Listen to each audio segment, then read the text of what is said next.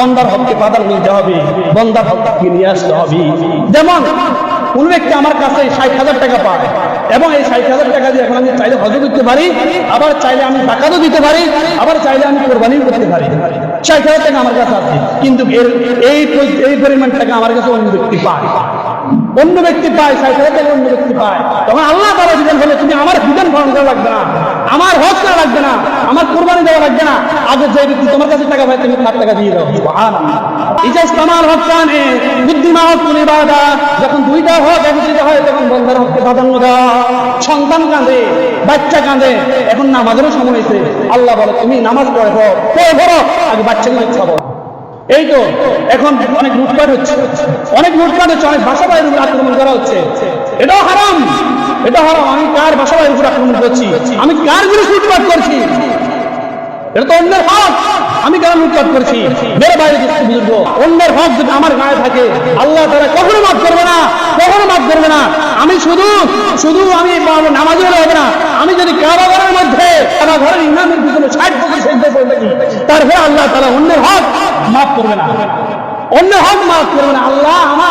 আল্লাহর সাথে আমার সাথে যে মুআমালা, আল্লাহর সাথে আমার সাথে যে ইবাদতের মুআমালা, আল্লাহ সেটা মাফ করতে পারেন যদি আল্লাহ তাআলা চায়, কিন্তু অন্যের হক আল্লাহ কখনো মাফ করবে না। এজন্য ফেকার উসুল হলো ইজাজতামাল হক্কানে বুদ্ধিমা হকুল ইবাদা। ওরে যখন দুইটা হক একত্রিত হয়, বন্দার হক আল্লাহর হক, বন্দার হক আল্লাহর হক, তখন বন্দার হককে প্রাধান্য দিতে হবে, বন্দার হককে নিয়ে আসতে হবে। যেমন কোন ব্যক্তি আমার কাছে ৬০,০০০ টাকা পায় এবং এই ৬০,০০০ টাকা দিয়ে এখন আমি চাইলে হজ করতে পারি, আবার চাইলে আমি টাকাও দিতে পারি, আবার চাইলে আমি কোরবানিও করতে পারি। ৬০,০০০ টাকা আমার কাছে আছে, কিন্তু এই পরিমাণ টাকা আমার কাছে অন্য ব্যক্তি পায়, অন্য ব্যক্তি পায় ৬০,০০০ টাকা অন্য ব্যক্তি পায়। তখন আল্লাহ তাআলা বিধান হলে তুমি আমার বিধান পালন করা লাগবে না, আমার হজ করা লাগবে না, আমার কোরবানি দেওয়া লাগবে না। আগে যে ব্যক্তি তোমার কাছে টাকা পায় তুমি তার টাকা দিয়ে দাও। সুবহানাল্লাহ। ইজাজতামাল হক্কানে বুদ্ধিমা হকুল ইবাদা, যখন দুইটা হক একত্রিত হয় তখন বন্দার হককে প্রাধান্য দেওয়া।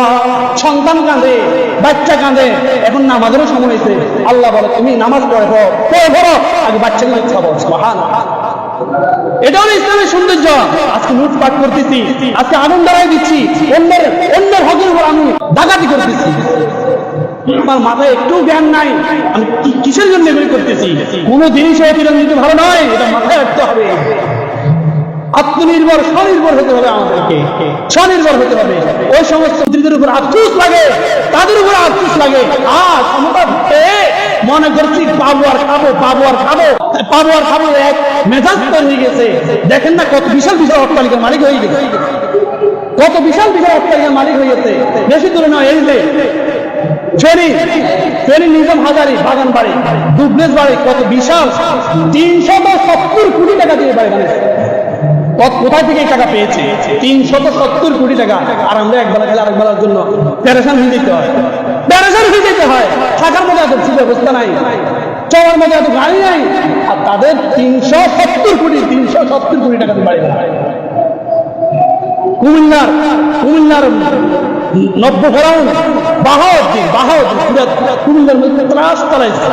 এই ৩ সেকশনে এসে কুমিল্লার মধ্যে ত্রাস চালাইছে, কিন্তু এখন কিছুই নাই, সব আগুন করে মেছাকার করে দিয়েছে, দুষ্টু করে দিয়েছে। কার জন্য করেছে? ওই যে ক্ষমতা অপব্যবহার করেছে, পাইমার খাবো মনে করছে এটাই দুনিয়া, এটাই শেষ মনে করছে, এটাই দুনিয়া, এটাই শেষ। আমি কিসের মন্ত্রী, কিসের আমি এমপি? চট্টগ্রামের যে হাসান মাহমুদ, 15 তলা 2টা বিল্ডিং, তার শহর 2টা বিল্ডিং 15 তলা তার নামে, দুবাই তার বাড়ি।